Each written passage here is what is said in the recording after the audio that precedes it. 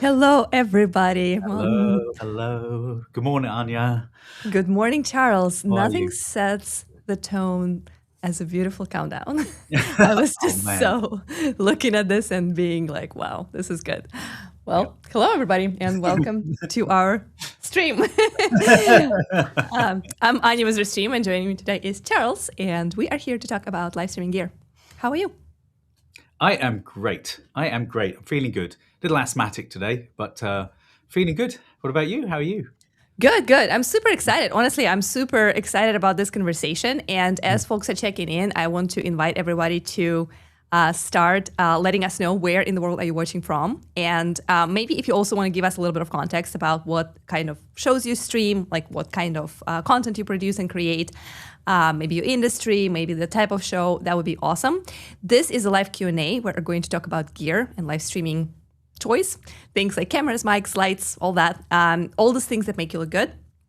So we would love to make this show very chat driven. We want to take you to the places where you want to go. So make sure you drop your questions in the chat. And of course, we will show you a few things just to give you like a little idea of the agenda. We are going to show our own setups. In my case, it's going to be Restream Studio, the newly rebuilt one that we recently created a video about, like a whole story. Thanks to Charles, we now know exactly how it was constructed. So we will show all the gear that I have here in Restream office. That would be an interesting reference point for those who have the opportunity to build studios within their organizations. And then Charles will show his setup. That's more kind of like a home prosumer producer type situation. And then we will also talk about gear on budget, which is super important for a lot of creators checking in today. So other than that, and around that, feel free to ask your questions about mics, lights, cameras, any other pro tips. And of course, if you are a professional video creator and you have opinions about gear, bring them on. All right. With that in mind, let me go ahead and acknowledge some of our chatters. I see that there are people checking in from Kenya, which is awesome.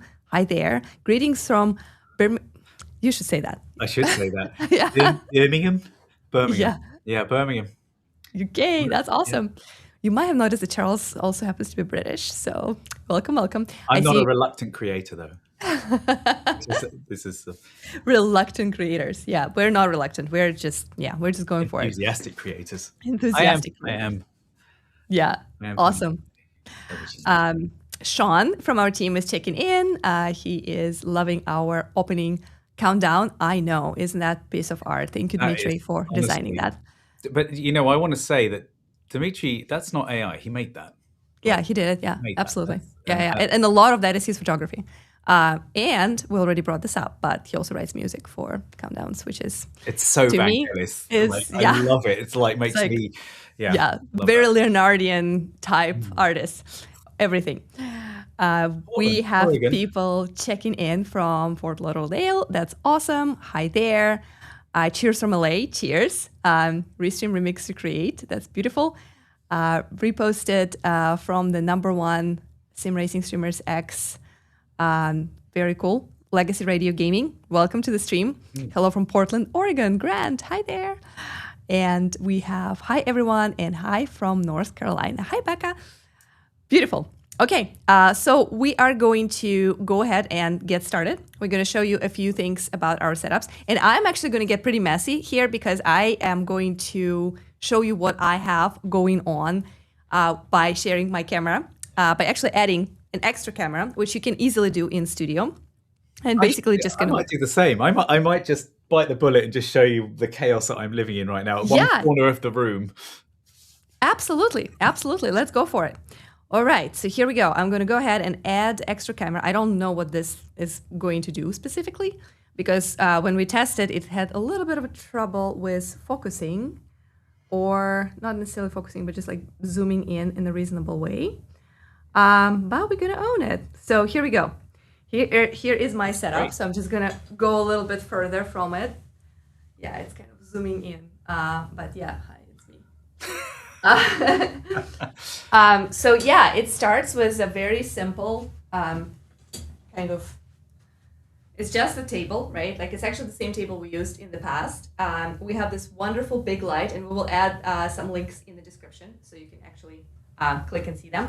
we actually went for two different microphones. So we have this boom mic right here, right? And we have this mic, which is the one that should be capturing me. I can tell you what they are. I can see what they are. That's Yeah, so that's a this is Sennheiser boom, and that's an this is SM7B mic. Isn't it? yes, exactly, SM7B. So those are the ones. The reason why we went for this boom on top is for situations when we have two speakers, and we want to have instead of just talking like this into each other's faces, which can get pretty fun and intimate, but we don't always want to do that.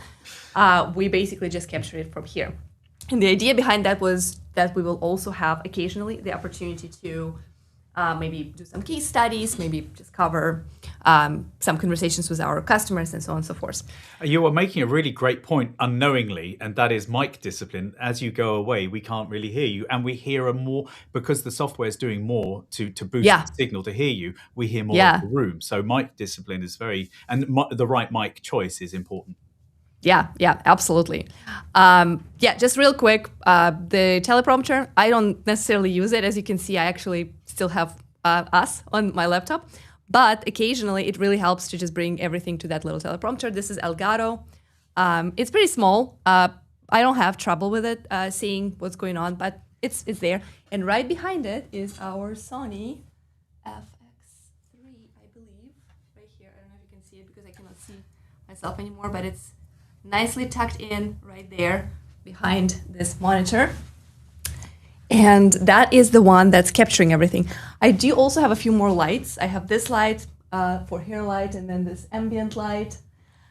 So, of course, our beautiful background with lots of interesting details, books, fake plants, and other things. But this is, and of course, we have this wonderful Rodecaster Duo interface, which basically allows me to switch between, it's so hard to manage this phone camera, between the two microphones. So right now my boom is actually muted and I'm using the SMP7. So we also have this additional monitor here. I don't quite use it. I just use it for like some notes. Like here, it actually shows a picture of my studio. Yeah, and with that, I guess I'm just going to go ahead and remove this crazy screen share. And do you want me to show mine? Yeah, you will be next. All right. You will be the one next. So I just wanted to like quickly wrap it up with like, so this is a rather pricey setup, right? Just the Sony camera alone is close to $3,000. Lights, microphones, all together, that's about like, it's close to $10,000 budget. It does give you this really cool look, and it gives you a lot of controls over what kind of lights you can do. I didn't show, like I have this little remote control here. So everything is set up such that I can just press 3 buttons when I enter Studio, connect my computer, and then one button turns on the camera and the lights, and the other two control my lights. So if I can go much more dramatic if I want to. I can go slightly warmer or slightly cooler. So this is like a colder, just the backlight type situation. But my preferred version is this, when it's kind of like warmer. And I do have my hair light, but I don't have a lot of like cool background ambient light going on. So this is kind of like, we wanted to create this studio to be like this Ferrari of, live streaming. We wanted to be our flagship studio. And of course, if your organization is doing podcasting, live streaming, live shows, live interviews, testimonials, events like that on a regular basis, you might want to consider that kind of investment.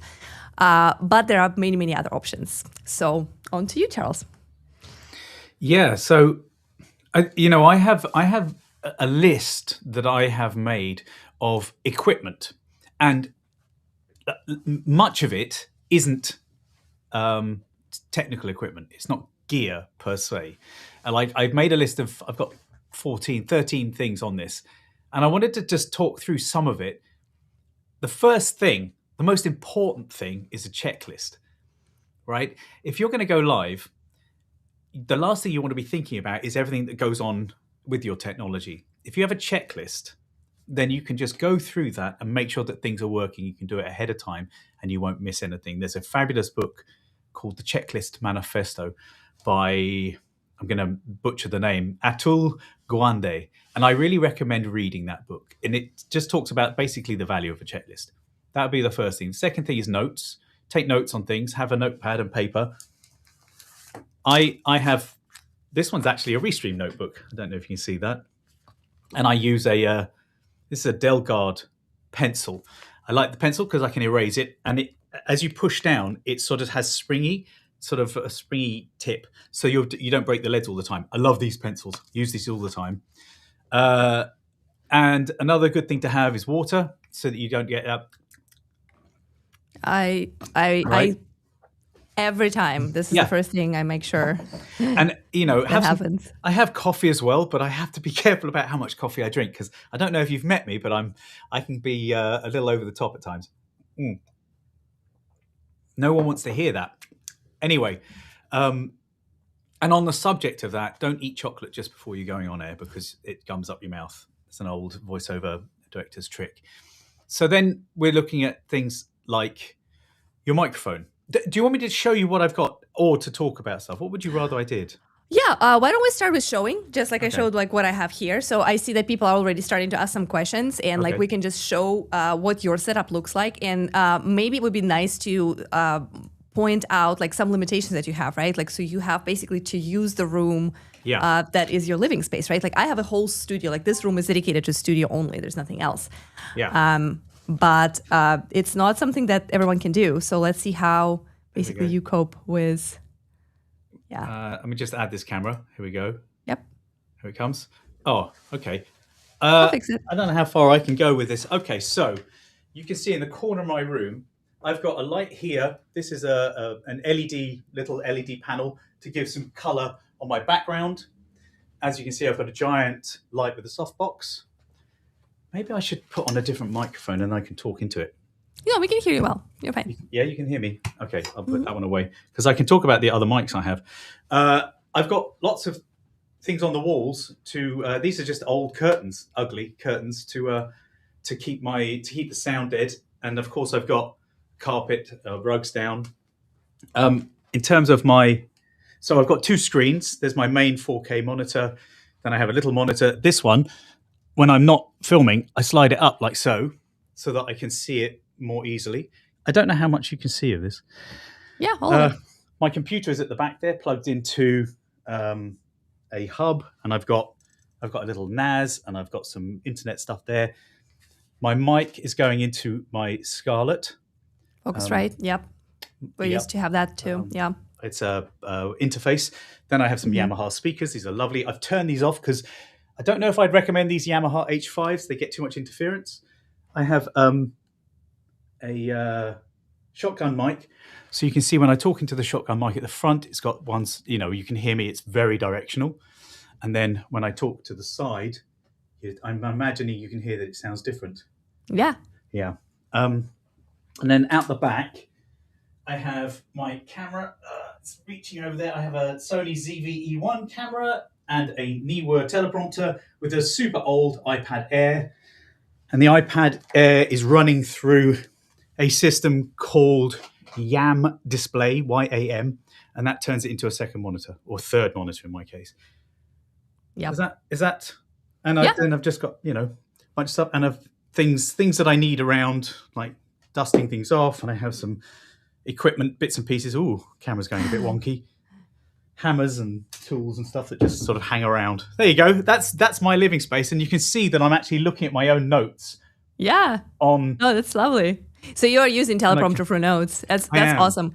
Because what I do is, I switch it between here, and then I can move it up. Yeah. So I can now, when I'm talking to you, when you're talking, I just sort of talk to you. That's what I do. I actually, once I was done like showing and moving around, I actually have everything like the preview in. Yeah. There you go. Yeah, right in there. Awesome. I do want to cover one more thing real quick before we jump right into the chat and talk about more, take some questions, because there's some really good questions I'm already seeing there in terms of web cameras, like what's better. So please keep that coming, folks in the chat. But before that, I definitely want to cover the topic of LUTs, because that's something that a lot of people are hearing right now. A lot of popular YouTubers are using them. This is kind of like all the rage when it comes to video cameras. Can I just say one real quick thing that I didn't talk about? And I have two mics like you. Why is it I'm using the shotgun and not using my condenser mic? It's because I knew I'd be moving around. Right. Okay. So that's super important. And we do have a question in the chat that we'll get back to in just a minute.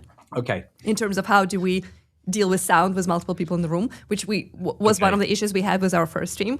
So definitely a lot to cover there. But yeah, just real quick I while have we strong are on opinions. I have strong opinions. that's lovely. Yeah, let's definitely bring them on. Just real quick while we're talking about just kind of like our setups and stuff, we are using LUTs, and we did record a little demo for you just to kind of like show what they are. And Charles, if you can walk us through this, go for it. So the camera that I use allows you to add a LUT. What is a LUT? A LUT is it's a look up table is what it stands for. It doesn't really mean much to anyone. It's a sort of I think it may be referred to as like algorithmic set of numbers. It's a table of numbers that allows footage to be treated based on those numbers that you put in. You refer to it as an Instagram filter. That is essentially what it is. It's a filter. But the thing that's special about it is that people can program them for you to give you a certain look. So if you look on this screen, on the left right this second, you see how dull and dim and washed out that is. That is the raw footage. My camera, I don't know if it's technically raw, but it basically is recording. The camera is recording as much information as it can without compressing it, without changing it. It's just taking every single inch of light and data that it can and putting that down, recording that, so that when you go to do your color grading, when you go to change those colors to the way that you want it to be, it has the most amount of data. But it doesn't look very good until you just literally drag and drop this LUT on. Now, if you're using a LUT in post-production, you just put it into your color grading panel and choose the LUT that you want. And you can buy these LUTs, you can make these LUTs. Or you can do it without, you just by color grading. But the beauty of having it on the camera is that you can put a lot of cameras into like a LUT preview mode. So it will record the raw data, but you can have the LUT just as a preview. And so that's what we do when we're live streaming. The camera, if I hit my camera to record now, it would record in that left-hand raw. But what you're seeing is on the right hand, it's not quite final. It's not really gone through a final grading, but you're seeing it post-LUT with the LUT applied. And so the HDMI output of my camera is going into my capture card, which in my case is an Elgato Cam Link. Thank you. Is that making sense? Am I explaining that? I think the problem with trying to explain something that you don't fully understand is you can't give a full explanation. It's not that complicated. It's just a set of filters. It's just this, I think this is the best way, like the best analogy that I was able to come up with is just to call this kind of like, think of them as Instagram filters, right? Like if you're using Instagram or any other social platform. So even if you use an iPhone, right? Like they're like styles that you can apply to any pictures that you took, and then they can become cozy or dramatic or cool or warm or ethereal. Like they have like all this like interesting styles right now. And basically all it does is just gives you this additional kind of filter or this basically like treated look, right? So you can look warm and cozy or very like vibrant or very kind of like black and white. Like black and white is also a type of LUT, right? Like, or a type of filter. So if you want to create a video that's basically black and white, you can apply that as well. In the same way that an old school film, you remember at the end it would say filmed in Panavision, or it would give you the film stock. It would tell you what film it was filmed on. Choosing the film is what affected the colors. That's why those old school films was so vibrant, is that they chose like Ektachrome or whatever. They chose films that suited the tone of the movie they were making. And that film, as you say, may well have been black and white by choice. That is really cool, actually. I did not, that's a very, very interesting reference right there, that it is actually like the film itself was basically determining the color. And now you apply that to cameras. So some cameras come with LUTs. They are already in there, right? In some cameras, you need to install them separately. I believe in my situation, the Sony camera that I have does come with LUTs already, but there's also a recommendation for like phantom LUTs. I believe like that was the recommendation that the team that helped us build the studio had. I use phantom LUTs. I use the Utopia, one of the Utopia ones. Actually, I have that. Awesome. Where is that? Here we go. Do you want me to share my screen and show you those? I can show you the website for phantom LUTs. Yeah, absolutely. Let's do it. Let me go to our screen share situation. And yeah. All right. Let me just bring that up. Where is it? There. Here we go. So. Yeah, phantom LUTs. Yep, that's the one. So these are the ones I use. And you can see they have looks, film looks. Yep. and it will give you data on this. But the really cool thing about this is that you've got a reference that you can see what is it you're going for. So as long as you're shooting raw, you can get something pretty close. Your mileage will vary. There are so many variables with these things. There are so many variables. Totally. Totally. You and I have a fairly similar setup. Yeah. And yet look how different we look realistically. There's a lot of things that affect it also, like lighting, like the space itself. But yes, we do. I think I used a dramatic blue to kind of like cool things off because I have a lot of like yellow in my lighting, and especially in the setup that I prefer. So yeah. Well, I looked at what I was doing this morning and I was like, you're a lot warmer than I am. Like, look at the color of you. Well, we can fix that because there's a button that does. I have several apps on my phone for changing these things. I can go into my. Here we go. Like that would give us this like like that. So you have presets. What is that you're using for your presets? It's just some kind of a box. Honestly, like this is the type of stuff that I'm not like super knowledgeable about, like how exactly all these things connect. We did rely on Dream Studio, which was our contractor who helped us build the studio like to connect everything and to actually design the space to like actually work. But it is very helpful because it basically just gives me little hints like this is key light and camera, this is accent light, and this is my fill light. So right now I'm using fill light and key light, and that creates this more like cool view of everything. And my accent light or my hair light is a little bit more yellow. So that allows me to control the temperature. And I do also have an app that allows me to make it brighter or make it like warmer or cooler. But that's... the colors that you put, so if you can see that in my background, so I've got several apps and I can change the color of my background with this light that's next to me. Now, I wouldn't want this. You can see the spill coming onto me. I might move that. I don't want that. There we go. Move that light slightly. I tend to keep it bluish, but that's a bit too much. So I just take it to about here. So I can change the color of that, but I can also I can also change the colors. So I have gone for studio lights that are bi-color. So they will go through from tungsten light, which is very warm, through to daylight, which is very cool. So from yellow to blue.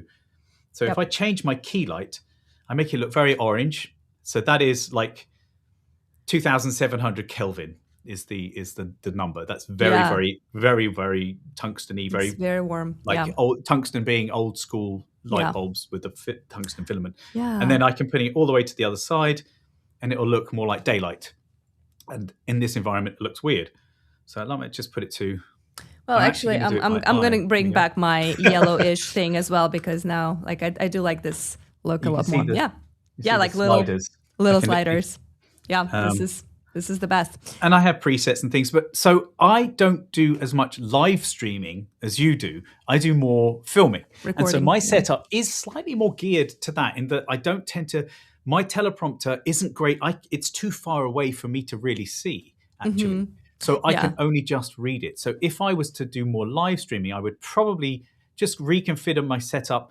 The lens I use is a 50mm lens. And that's because it's the most natural to the human eye. And also, it's a prime lens, which means it's not a zoom lens. That gives you better quality. There are less bits of glass inside, so it's meant to make it sharper.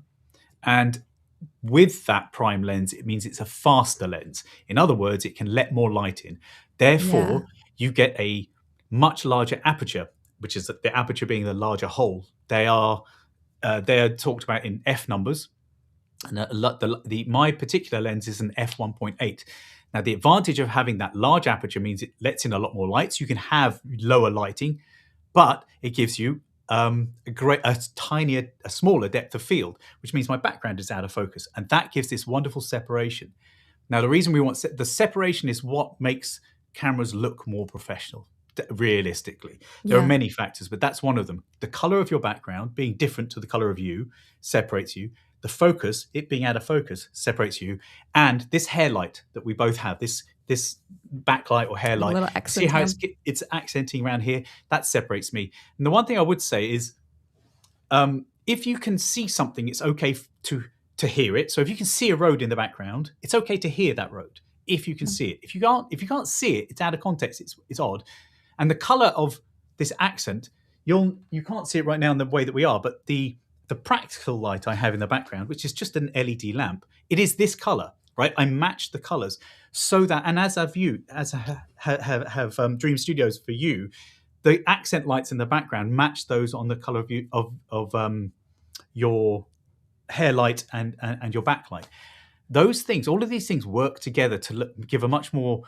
They're part of the language, really, of filmmaking, and they really help give that separation and make you look more professional. Sorry, I monologued.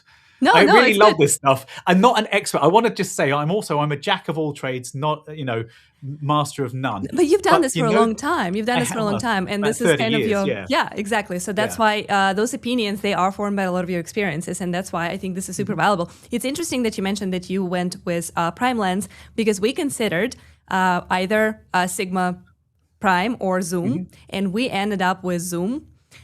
Because we just decided that for live streaming purposes, since most of the time we're just going to be either going to be me streaming in the studio and someone joining remotely like you do right now, or it's going to be me and Alex. In that case, the setup is similar but slightly different because we're both in the same room. So we went for the Zoom lens, by Sigma 24 to 70 millimeters.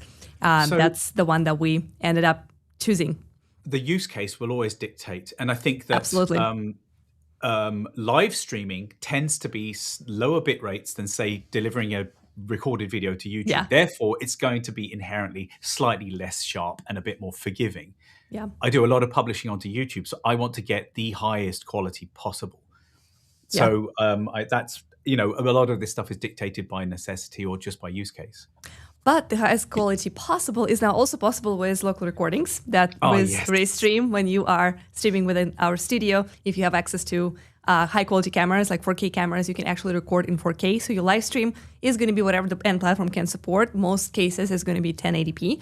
But then your recording for repurposing for those wonderful clips and for replays, best of, cut downs, can be the best quality possible. So that's something also to check out. I am going to tease that after we take some questions in the chat that are, I see, getting collected, which is always so great to see people being engaged and interested and asking like really, really good questions in the chat. So keep them coming. We will take questions from the chat right now, mostly for you, Charles, because you know a little bit more about the gear. But after that, I'm surrounded by gear. Sorry, yes, I have so much stuff to show. If needed. a little teaser before we take the questions is that after that we will talk about the budget setups, because I know there will be a lot of questions there from solo streamers. How do you create a streaming space that is very good on budget? And we'll provide some tips and specific gear. But let's go ahead and look into the chat. So many great questions here. So first is about. Two people in studio. I really want to take this question because we did have that pain when we started for the first time in this new setup. I have issues with sound when I have two people in live stream in a single room. I use F2. I find AMT. I find MT. Yeah, I'm not familiar with that mic, but I think that's a dynamic mic. I think that is like a. I'm not. I would have to Google that particular mic. But both cameras. Is the issue though? Yeah, both cameras are patched in with link, so I think we need a switcher. Recommendations. Okay, switcher tends to be more video, so you will video switch, a vision mixer or live switcher, and then a mixer would be, or a desk would be your audio. If you can run to that, I would always advise if you need it to. But the biggest thing you want to do is isolate those two microphones from each other. So the way that you would do that is by having headphones on people, or making sure that there is no reflections in the room. In other words, you want to put up sound treatment like rugs, or moving blankets are a great option. You can buy like 6 for like $30 and you just put them on your wall. Add a couch. And you want to try and isolate those microphones so that the speaker of one isn't picked up on another, which is why headphones are which is a big problem, because when you are together in the same room, that's exactly what we experienced with Alex. We do not want to wear separate headphones, right? Like, it's just going to be weird because we need to be able to hear each other and we need to be able to interact. And how we solved it, as I showed earlier, is we added a boom mic, basically like a mic that goes from top and captures, like it has a little bit better coverage for two people. It's not going to give you this like really sexy, intimate type situation. I might make a different choice. I'll be honest. I might give you 2 of those mics rather than Yes, because two the shotgun of is this. very directional. It Yeah. is very directional. It's But it hard, is hardly plug away. and play. It's very easy. So Yeah, once you have it, and the sound is not going to be as sharp and as intimate and as like really milky as it is right now with the microphone that I use. But it's going to be good enough if you are having kind of like people coming and like co-producing, co-streaming at scale at the same place. Otherwise, yes, you'll have to really think about how they don't interrupt and interfere with each other and do headphones. There is also, think about how you guys have set up. If you are going to be doing things where there are interviews and people like lively conversation, look at how those big podcasters and how those radio stations set things up. Think about how they physically have people. They don't have them sitting next to each other. They're sitting opposite, right? Yes. So that this microphone is going this way, this one's going this way, and the back of that one won't be picking up this person. Does that make sense? So to have 2 people next to each other, something like a lav might work quite well, but a lav is omnidirectional, so it doesn't matter which way a lav mic is pointing; it will pick up everything. Everything, So you and it need a will very still have treated room. interference. Use case is always a thing. Trying to separate those 2 microphones is the most important thing if you're doing post-production. Yes. If you're not going to be editing it afterwards and you don't need to be able to cut those people up and chop them up as much, or you make sure people don't talk over each other is another thing. Never going to happen with me, sorry. Never happens with you. Yeah, that's true. I would say, I think you made a really good point. If you have space to actually separate the people so they are sitting on opposite side of the room and you can have this like wide angle shot like a lot of podcasters do, that's great. Like we did not have that option because we want to be in the same camera and basically use the same desk. So probably the most distance we can have is like what looks like a distance if Charles and I were in the same room, right? Like, so that's as far as I would normally sit away from Alex. I cannot really go much further. So because of that, we went with boom, like right in the middle of us. But if you have that space and you can connect to SMB 7s, absolutely go for it. I love that idea because in that case, and then on post-production, even using Restream Studio, you can separate audio tracks as well as video tracks, and then you can create this like really cool kind of like interchanging things and like whatever audio you want. Even if people talk over each other, you will still get them nice and clean. Good stuff. Camera question. Hacker is asking, is it better to have a webcam, Logitech, or mirrorless camera like Sony? Great question. Define better.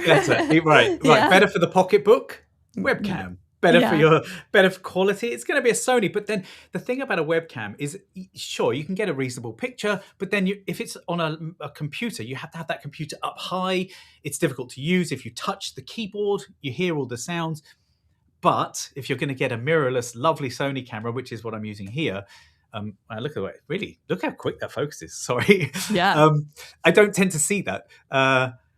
If you're going to do that, it then comes with other things that you need, like a dummy battery. Otherwise, you're going to run out of power. If it's a Sony like mine, you might need one of those little things on the back that had little fans on it. And if that fan is on, it then makes noise. Hopefully you can't hear the noise of my fan. I have so better for which use case. This is why I'm always really hesitant about when people say, what is the best? You can Google what is the best, and you'll get as many answers as there are, inches in a piece of string. Yeah, absolutely. So I would say the best thing is to use what you have until you have a system, until you know what you really want, and then research the best thing for that particular use case. I don't think you can go wrong with one of those Sony cameras and a capture card. You can't go wrong with that. Stick it on some legs and talk to it. Showing up, that's what you need to do. And have fun. I would also recommend definitely Sony and mirrorless, but remember that upgrading your setup is an iterable process, right? You don't have to get everything immediately. Right. You can prioritize what is possible right now and start with great mic, then upgrade to great camera, then improve the lights, then do the decor and all the stuff. Absolutely, right? absolutely. I'm going to change this background. Like I'm looking at it and I'm looking at the practical lighting in the back you've got there with those shadows. I'm like, mine looks so flat and dead now. I need that. I want that. I'm going to do that. And actually, when you guys were setting up, I saw that Sennheiser mic that you had there, and I thought I want one of those. However, I didn't want to pay the Sennheiser price, so I did a bunch of research, and I went for an Audio-Technica mic, 80 something, and I think it's as good, and as do a lot of other professionals. So, you don't have to go for the most expensive. Go for the most appropriate. Absolutely. And a lot of things, when you think about, like, if you create this kind of chart from like the cheapest possible microphone to the most expensive possible microphone, and basically most of the good stuff is not going to be on the super far and expensive side, right? It's all going to be somewhere in the middle. Like, yes, you can get the Ferrari of microphones and you're going to sound really good, but you can sound just almost great, right? By going with something more budget. Can I just say, the microphone that you have right there, everyone loves the SM7B. It was used to record Michael Jackson's Thriller. It was, it's an absolute classic microphone. It's a dynamic mic, which means it doesn't need power, it doesn't need phantom power, but it's really low level, which means you have to have an interface that boosts that signal, right? Which is going to introduce hiss into your noise floor. So you need to have all of. So is that the best mic? It may not be the best mic for some people, but it has fabulous noise rejection from anything happening around it. And so if you had two of those in the same room, Joe Rogan-esque, and they're pointing in opposite directions, they're going to work really well. But if you've got two people sitting right next to each other, it may not actually be quite as good as you might think. You might be disappointed by it. Yeah, it's very difficult. We did try that when we were setting up, and that's why we decided against it. But just for the reference, because I saw also like a few people asked about my mics and my boom mic. So our mod Grant will share some links in the chat so you guys can actually see it. It is this one, just to give you an idea of a budget. The SM7B is around $400, right? And you also need a Rodecaster for it, which is another $500. You need an interface and maybe even a cloud lifter. Yeah. Exactly. And then you will need a few mounts. And then if you want to go with that second microphone, so like the budget starts kind of like really piling up. Whereas the boom package is a little bit more kind of on the budget, right? Like, so this one, I believe is like about $400, just the boom mic. And then, yes, it does need a stand and some sort of like a hold for it, but that's basically solves that. But it does also need an interface. So yeah, I forgot about that part. So kind of, a few different moving pieces, and the links need an interface because it will need power. Exactly. Exactly. So there will be some links in the chat on that. That's awesome. But this is the one that I've got. That is the 87.5R. Yeah, Audio-Technica. Right? I think it's comparable to that. And this is, 150 maybe? Like it's significantly cheaper. But also, can I just say, I know that you guys have got that dead cat on there. You got the windsock. You got the over the top of it. Don't need it. I don't know why I'm not sure why we installed it. I guess it just like looks more fun. Where's the wind? There's no wind in that room. It's design. No one's blowing on it. So this is, I see, sorry, I really want to interject. No, that's all good. That's all good. You see people with those pop shields, this big round pop shield, right? And they've got it on a microphone that's over here. Okay? And you're like, it's so a pop shield is to reduce plosives. So plosive is and the air coming out of your mouth. And so it stops that to stop the on the microphone. Yeah, exactly. Which we will not do. However, you never know. You never know what sometimes I or Alex would do. So maybe we'll just blow it. Maybe it's actually not as useless as it seems. Timothy is asking, I'm starting and I want to build my own YouTube live stream studio. What equipment would you recommend from mics to cameras? So I think this is a really nice segue to like a budget conversation, right? Because I would make sure that we do cover that. And I think it nicely connects to this question. If you're just starting, you might not necessarily have like a big ROI plan for your podcast. Maybe it's just a community stream. Maybe it's something very like hobby and simple. So you might not have the budgets to build out like a whole professional studio. Where would you start with that, to kind of like reach that minimum lovable or minimum viable studio that will give you the good sound and good look, better than, AirPods and web camera from your computer, for sure. We want to level up from that because it's much more enjoyable when you look better, and it's more enjoyable for your viewers. Viewers today have very high standard, so you have to kind of like keep up with that. Well, this is true, yeah. What would you recommend for someone who is just starting in terms of minimum viable studio? If you could run to a camera that has interchangeable lenses or a zoom lens and a fast lens, so you could get the separation and that nice bokeh, that blurry black background, but that'd be great. If you can have a camera that has that can live preview your LUT, that would be great. But those aren't necessary, but those are nice to haves. I think that there are a couple of things that can really level you up: lighting and your sound. Right? Camera is it. I don't know if I don't feel qualified enough to say this is the best camera. This is the camera I recommend. I am using the Sony ZV-E1. I have problems with it in that it can overheat when I'm shooting 4K, and it has built-in webcam capability, and it always overheated whenever I tried to do that. So I would say don't buy it because of the webcam capability. So I like that as a camera. It's a part of the A series, the Alpha series. They are fabulous, and you can buy them secondhand. But if you get something like a Lumix GH4 or GH3, I believe those are super old. You could probably get a camera and a body. That's Panasonic. Is it not Lumix? Yeah, anyway. Lumix is a Panasonic brand. It's just like there. Yeah, that's exactly right. Yeah. My brain is going. We considered a few Lumixes, and I would say some of them have like really luxurious cinematic look. Yeah. Like especially the like higher end ones. They do have a little bit of an interesting struggle with autofocus, which was a non-starter for us because we definitely cannot mess. It's probably absolutely perfect if you're just like walking around and shooting something and then you're going to post-produce when you have a lot of control on the focus. But for us here, it had to be super autofocus. Like I don't ever need to think about if I'm blurry or if it's just like trying to like capture my microphone. So that's why we went with Sony. But the Lumixes, like the high-end Panasonics, create beautiful view. I shot tons of educational content on a GH5 in 4K, and it looked wonderful. And the great thing about that is when I was using them, they didn't overheat using a dummy battery. Hot tip, if your things are overheating, open every door you possibly can. Get the screen away from the back of the camera to let the heat escape, and get one of those little things that a little fan for the back of the camera. Nice. But so camera is difficult. Microphone, I worked on a podcaster for a venture capitalist, a very famous guy. He is angel investor. Some people may well know this man. We used to have really important guests come on, and I would send them the Samsung Q2U.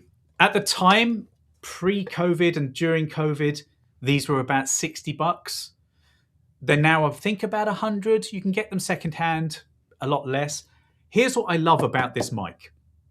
It is pretty good sounding, pretty good noise rejection, but if you look at that, that is an XLR connector, so that will go into your fancy interface when you get one. But this is also an interface itself. So it's a USB mic. You can plug this straight into your computer via USB and it works. Bam, done. You don't need that on there necessarily, but it helps with when you're close on it. It's a pretty good sound. It's a little bit muffled. It's not great in the high end, but it's pretty good. But what's fabulous about this is because this is an interface, you can plug your headphones straight into it. So you just have one USB, headphones go into there. It means you can hear yourself in your ears, which can be really good. For sound check, right? For testing in the beginning. For sound check and for sanity. Sometimes being able to hear yourself is a good idea. Yeah. Can I get the mic a little higher is a lyric off a song that my kids are singing at the moment, and that's a reference to like a singer wants to be able to hear their own voice. Yeah, they all wear like little earbuds so they can hear themselves when they're on the stage. Yeah, right. But it also means that I can hear you. Yeah, right, and I don't have to have more cables. I like this. It comes with a little stand. Like I think as a budget option, I think that this is a great option. Personally, again, your mileage may vary. I also, while you're looking for your next showcase element, want to plug in that this story about sending microphones not super expensive, but just good enough, and also plug and play, right? Like very easy to install to your guests if you have high profile guests. Is such an inspiring story. I remember you shared it early on when you were just joining Restream, and it made huge impression on me because I thought it was such an elegant solution how to make sure that the audio of your guest, if the guest is super important, if that the whole business model is around that video. Are several reasons why that's so important, though. Yeah. Right. What that does is it secures that person. It says we are serious. Right. It sends them a very strong message. It also puts the expectation on them to think about what they're doing before they're on the show. And so when I would call them up and say, hey, we need to do our tech check, they were like, oh yeah, I've got that mic around here somewhere. I made sure that they had it working. Yeah. And I could head off. Now at that time, we didn't have local recording. So I would be having to teach that person how to log onto the system. And, everyone knows how to use an online meeting. Right. And that's what Restream is. It's just very easy as a Zoom call or a Google chat or whatever. However, I would then have to have them recording in QuickTime in the background or voice, or voice recordings and things.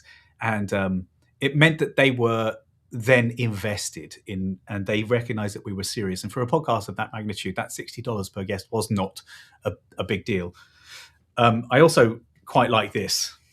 This is the Ultra Voice XM 8500. It's not fabulous mic, but it is bulletproof, and you can use it in a wide range of applications. And so if you're doing things like a live event, and you're also, because this is like a cheap version of some Shure mic SM58, I think. Like, it's not great, but it is only XLR, so you will need an interface. But if you need to buy several and you do live events, it's a great option. You can just have this in the studio. People use them. They sound pretty good. So sound is a big deal. That's awesome. We were talking about budget equipment, and then so we should probably talk about lights. Yes, absolutely. And I do actually have a question here about lights, I believe. Let me see. So this is kind of specific, but this is also a nice segue to the conversation about lights. How about use two lights behind the monitors pointing up, so you get this bouncing light from the ceiling? Yeah. Oh, from the ceiling. Yeah. Bouncing light is fabulous. Like, that's a well-known technique. So if you have no lights, I'm trying to see, like, mine does not do that, but mine are not bouncing off the ceiling. But like I can see how. Okay, I could give you a demo, I guess, but a really good thing is to start from zero, fix your background, and then you position your camera, then you position your lights, but maybe you have to position your lights because that's the only place you can put them because they're big. Like, it's how long is a piece of string. If you have no budget for any lights whatsoever, put a sheet. We talked about this last week. Put a white sheet over your window. Put that window at 45 degrees to you. So you're looking at the camera. The window is 45 degrees, and it will wrap around nicely. Now, that window light is then going to bounce around the room. It's going to bounce off the ceiling. It's going to bounce off your walls, and it's going to light up the other side. If it doesn't light up the other side, get a piece of white card. And I don't know if this will...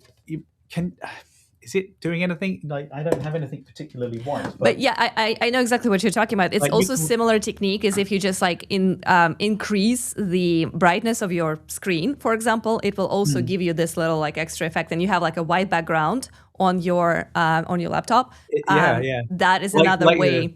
There's like this edge light that Mac just issued, which is kind of like a more sophisticated and a pro version of this. But you can achieve that by, like, right now, it's actually very funny that you brought this up.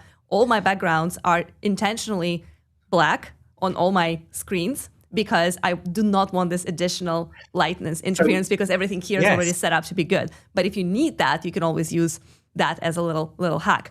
I was actually using that edge light yesterday. What I realized is, so if I'm going to move. I've got a website open here, and it's white because for some reason people are still stuck in not doing dark mode on everything, which I hate. Can you see a difference as I move it in and out? Yeah, a little bit. Like, so on your side, it lights you up. Yeah. If I get closer, even something like that. Even your laptop screen is going to make a difference, and that can be really distracting if you're trying to talk to someone and you're doing stuff, and the websites are changing. Yeah, that light is changing from the screen. The edge light actually gets around that. It gives you a constant brightness. Yes. So that's actually, I was playing with it. I was like, that's actually quite useful. It's very helpful. Yeah, it's very helpful. And like you said, the best thing compared to Window, which was my first light ever in Restream Studio in 2020, when I was streaming from, like our very bare bones studio, and we did not have any kind of equipment at all. I used Window, like I live in Austin, Texas, so sunny day is usually not a problem. But sometimes sunny day becomes a cloudy day, and then you get this like light that just kind of like turns on and off on you because the clouds are passing the sun, and it's just kind of like crazy. I said earlier, if you can see the road outside, it's okay to hear the road noise. If you know that there's a window there, and you see the light moving across the room, it's not so much of a problem. And maybe the camera will auto change for you. The problem it could be that backlighting means the camera's going to expose for all of that bright light, and you're going to be dark. So that is something to bear in mind. Try and have the light source in front of you.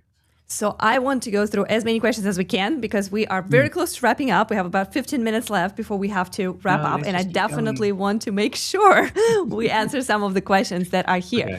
Okay. Danger Zone is asking any recommendations for outdoor recording, say on the walk if I'm in Pacific Northwest.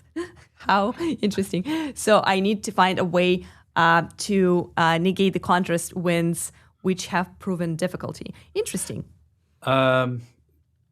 The constant winds. I mean, okay, well, a very directional microphone, like a shotgun, with a dead cat, with the windsock on it, as fluffy and hairy as possible, and as close to you as possible. A microphone that's really directional. If you look at movies and things, you have the guy following around with the boom. Yeah, that's really. The other thing is, when I'm outside, I'm doing that kind of stuff, I will use this. I really love these DJI mics, these little things, and I just clip it on. That thing I did recently, but then, oops, I just dropped it. Sorry.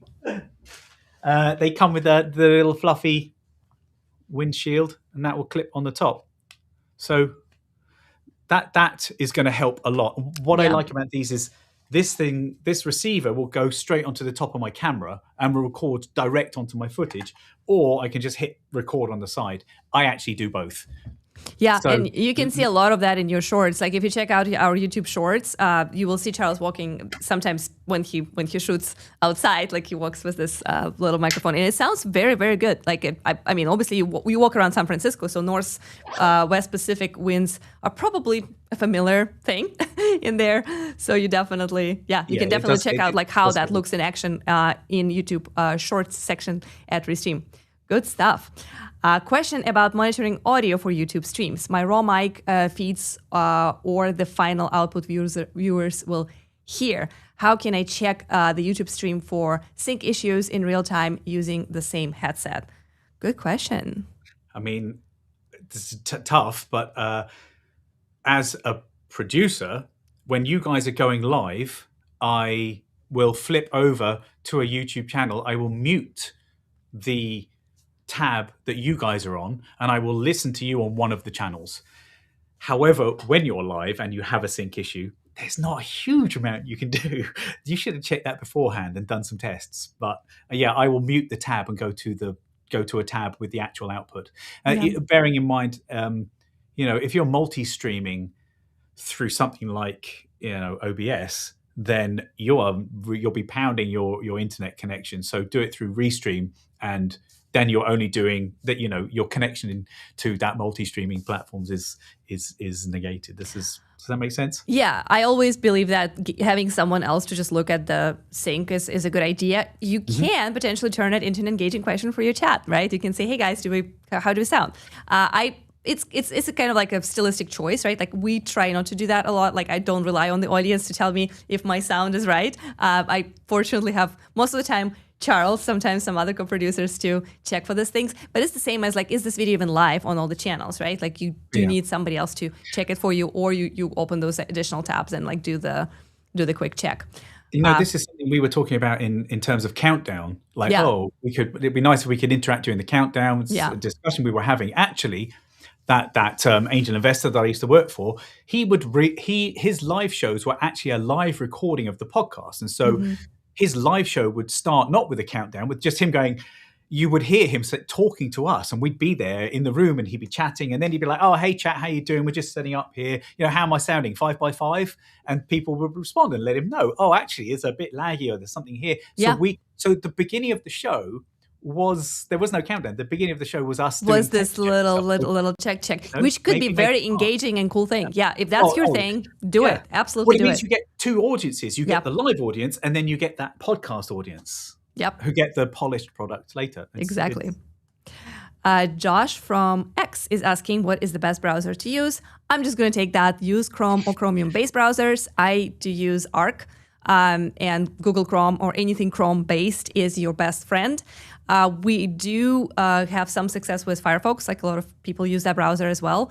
It does get a little wonkier, and because most of our stuff is developed and tested in Chromium stuff, that's when you kind of like get the more consistent outcomes. Occasionally people find like more like weird stuff when they use Safari or Firefox. So I would recommend Chrome as much as possible for browser-based streaming. And I believe it's not just Restream, it's just like whatever browser-based tool you use. Even if you're just doing a Google Meet, you're probably better off in Chrome.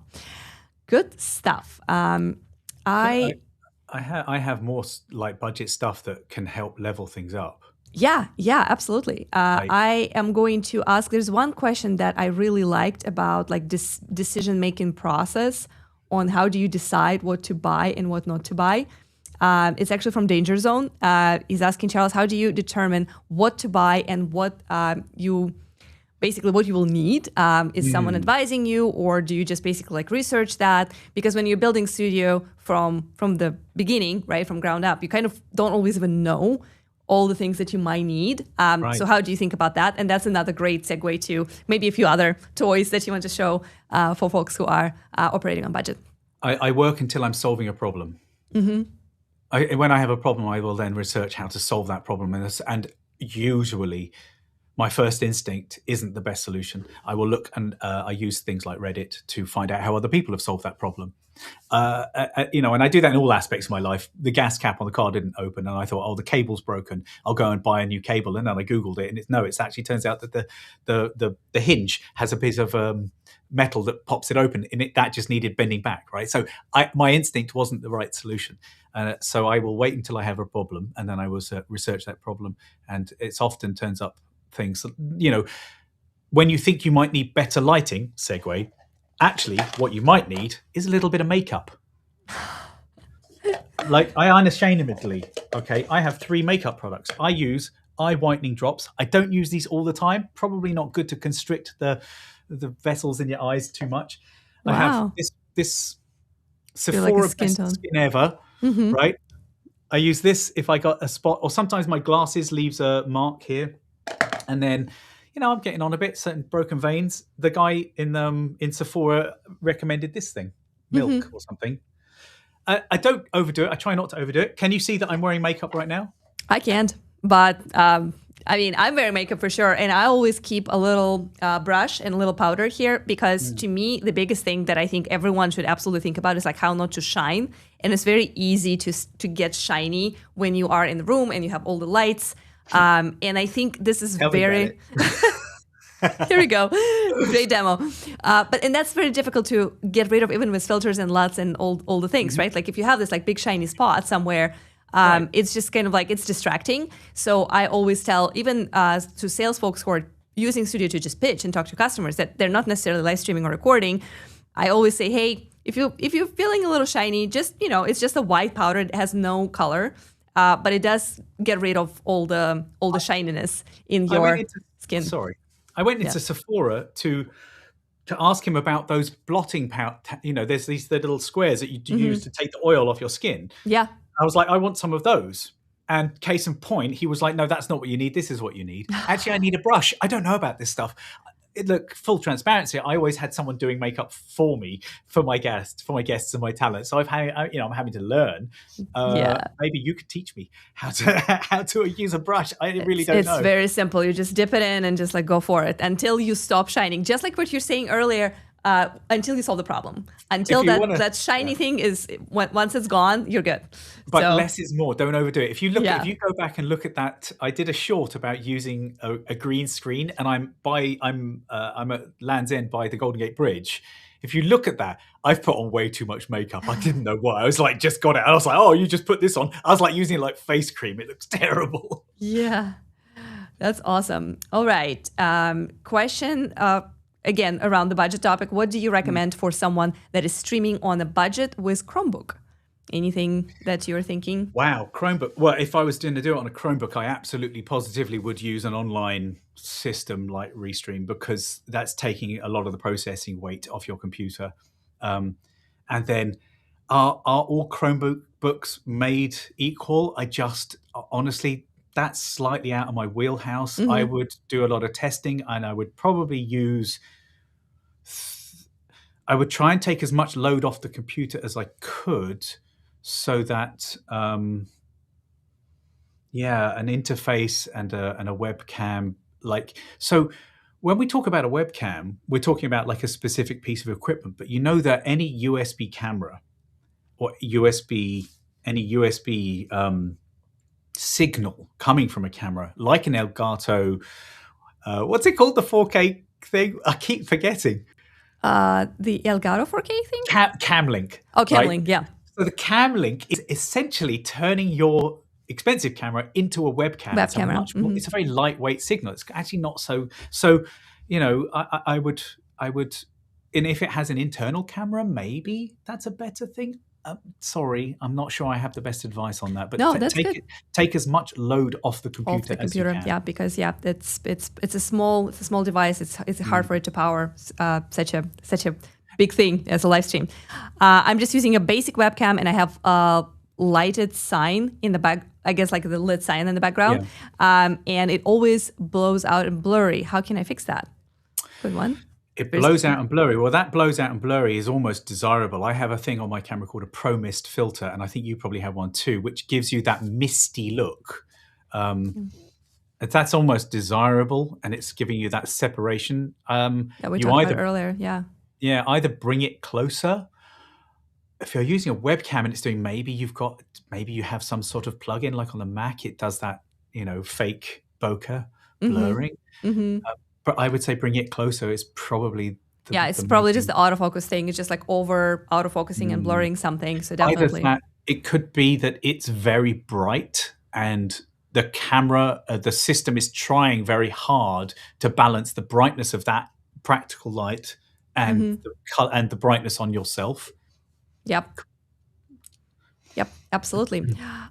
This is, actually, I wanted to take this one first. As a solo streamer, do I need to wear headset on my entire stream? So if you're streaming solo, do you always need headphones? It's a good one. So, it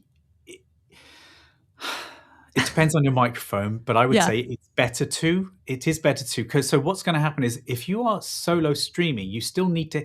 If you have a guest, I would say yes, right? So if you need to hear your computer, if you need to hear someone speaking, whether they're in the room with you or they are at the other end and they're coming through the speakers of your computer, yes, because you want to try and isolate that sound of those speakers from the microphone from your voice being picked up by the microphone. So you'll get howl round. Now, obviously, Restream has noise cancellation and it has, echo cancellation, these fabulous systems that tidy this up, but it can only do so much. So do the most you can to make that process simpler for the equipment.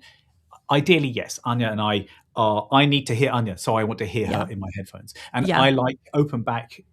These are considered open back. I like headphones where I can still hear myself a little. Yeah, because if I had you on speaker, my microphone will probably be picking you up at least a little bit. So then there's like a whole other headache around that. So definitely headset would be recommended. And this is another good one. Also, as a streamer, what is the best first investment for reducing echo? Acoustic foam panels for my room or some kind of like software filters, for example, in OBS? What would you say? Carpets, rugs, couches, panels, the physical stuff. And what you're trying to do is reduce reflections. If you think about sound in the way that you think about light, you shine a light on a wall and the light all gets bounced back. The same thing happens with your voice. And so if you're talking and it's going to bounce off whatever is behind you and come back into the back of the microphone, and there's a delay, and that gives you it gives you that echo. I am using some IKEA curtains. I spoke about these earlier. The moving blankets, they're quite dense, and there's like 6 for $30. Hang those up around you.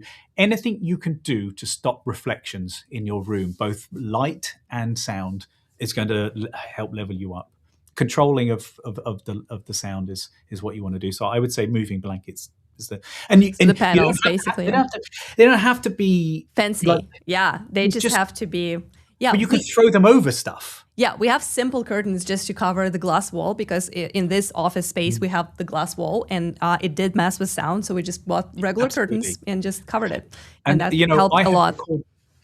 I'm sorry, I keep cutting you off. No, go ahead. I have recorded voiceovers in my closet, right? You just take the microphone and sit in the closet, because all of those clothes deaden the sound completely. You get this lovely, beautiful, rich, close sound. The closer you are on the microphone, the more you're going to make that capsule vibrate. You're going to get a deeper, richer sound. You're going to capture more detail. So that's another thing, is try and get close on your mic. But you want to be a couple of fists away, 6 to 8 inches. Yep, totally. I am going to just run through a few more questions, because as we need to wrap up, I really want to make sure that we address a few of them. What camera do you suggest for $300? That's a very specific number, but I guess under. A second-hand one. If you can buy second-hand equipment, buy second-hand equipment. I actually used. wanted to do a shameless plug for Facebook Marketplace, because, oh my God, I sell a lot of stuff there, just my personal things, kids stuff and whatever, and you can find amazing things there. My husband buys guitars on Facebook Marketplace and Craigslist, and you can find some really good things, because occasionally, one man's trash is another man's treasure. So people do sell stuff all the time. So I would say, with cameras especially, I think you made this analogy yesterday when we were prepping, that camera is kind of like a car, like it has certain mileage. So if it has been in use for many, many, many years, it's definitely going to have some wear and tear. However, good, well-built camera, like good Sonys, good Panasonic Lumixes, they're just like amazing cameras. And if sometimes people sell them for less, that's the opportunity to find something.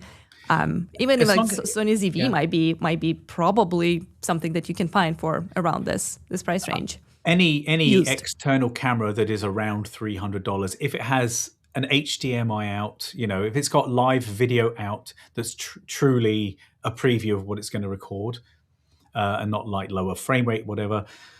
Put that into a capture card. Now, I talked about the Elgato capture card, but I have these capture card. Where is it? I have one here. I've shown this before. This was $10. They might even be cheaper.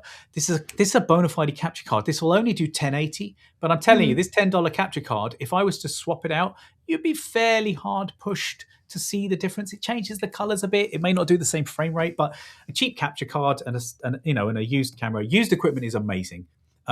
Something like a microphone, make sure you test it first. You don't know what's happened to that mic if it's something delicate like a shotgun. But I would say maybe a GH4 or GH5 Panasonic, perhaps. I'm not. And if you're going with that, make sure that the HDMI works. Those little HDMI connectors, they're especially for used ones. Yeah, definitely good stuff. I wear AirPods and have a mic, and when my guest and I speak at the same time, which is common problem apparently. Is there a way to stop it from cutting out my guest voice in my AirPods? So it only happens in studio, not on YouTube. We didn't touch on this, but only ever use wired equipment. If you don't, AirPods are a weak spot. They are amazing, but they are a weak spot when it comes to live streaming or recording. I would say don't use AirPods at all. I had so many issues with guests that would come on and say, "Oh, I've got headphones." They put their AirPods in, and suddenly things just would stop working on the Mac. Because the AirPods are so clever, they're trying to take over everything. So it could be that the AirPods are trying to force the microphone in the AirPods into whatever it is you're doing. Yeah. If you can, just get a pair of wired headphones. If you don't like to see that, then in-ear monitors, you can get some really astounding in-ear monitors that you see how I've got the cable going down the back here. Yeah. In-ear monitors, you won't really necessarily see it. One of the issues with in-ear monitors is they're very they're very isolating, so you may not be able to hear yourself except in your own head, which is quite discombobulating until you get used to it. So I would say get wired headphones would be my answer. That's awesome. Please don't ever show up on a show using Bluetooth headset in any form ever. Like me. Is that what you, is? I what can't I'm see doing. Yeah, no. Is it working? I mean, yeah, it works. It works. It works. So. It's a very. I mean, I use Mac and this headphones. I did in the past have issues though, so it's not a bulletproof solution. I just absolutely love the look of these headphones on me, and it just justifies it all for me. I'm such a dad. I don't care what they look like. I've got my old school Sonys I've had for a billion years. Right, and I definitely like that's an important thing for me. Lots of great questions. We will be coming back to them, and we will be responding to some of them in the YouTube. Do you want to do quick fire? Chaps, I do. I will take one more question because I think it is.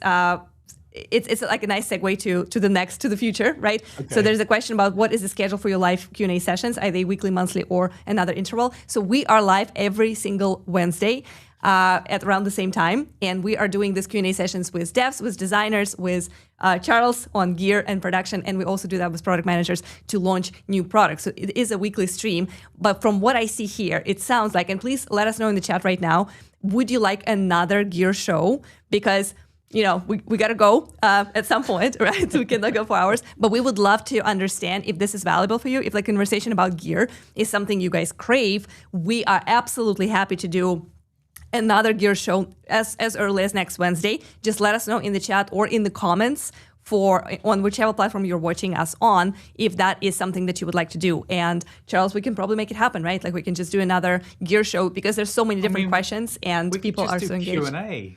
Yeah, just the Q&A. We're not going to prepare any demo. We are just going to invite you guys to come in and ask all these great questions because we honestly didn't even realize that this little kind of random gear conversation will be so interesting, and there's so many different questions and so many different things to cover. So let us know if you would like us to commit to another gear show, and we will do what you say. On that note, any last final comments that you'd like to share before we? So we covered. I mean, I think I've covered everything that I felt were the important things. But honestly, I can't begin to tell you how important a checklist is, and having notes or taking notes while you're going. You won't remember things. So as far as really important bits of equipment, a checklist and a notebook are really important. Good stuff. All right. So on this positive note, I am going to thank everybody who joined us today.